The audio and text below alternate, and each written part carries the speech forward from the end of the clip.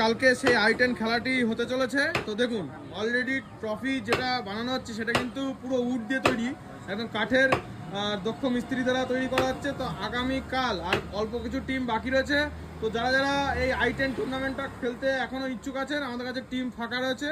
তো বিক্রম, তোমার ফোন নাম্বারটা দিয়ে দাও।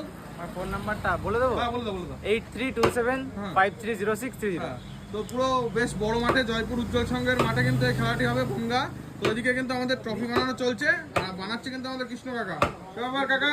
হ্যাঁ, রাধে রাধে। তুমি যে হাতের এই যে কাজ দেখাচ্ছ, মানে অবাক, রীতিমতন অবাক হতে থাকছি আমরা যে এত সুন্দর। আর মেনলি ট্রফিটা আপনাদের একবার দেখিয়ে নিই। এই যে পিছনে কিন্তু আবার ওয়ার্ল্ড কাপ টাইপের থাকবে, আর এদিকে কিন্তু সামনে ক্রিকেটের কাপ। তো এক কাপ দিয়ে কিন্তু 2 খেলা করা যাবে নাকি? তো এরকম ধরনের সুন্দর সুন্দর ট্রফি, এমনকি উডের নানান ধরনের কাজ উনার কাছে নিয়ে আসবেন, ইউটিউব, ফেসবুক, এমনকি গুগল দেখে।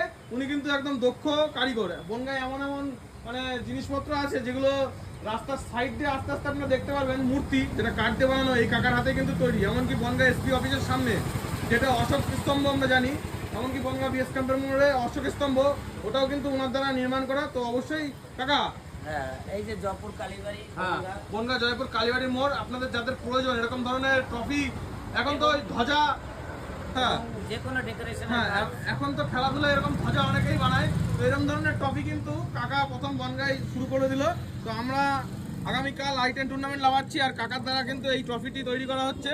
তো অবশ্যই এই ধরনের ট্রফি যারা বানাতে চান, অবশ্যই কাকার সাথে এই নিচে দেওয়া নাম্বারটা স্ক্রিনশট করে নেবেন, যোগাযোগ করবেন কাকার সাথে। রাধে রাধে।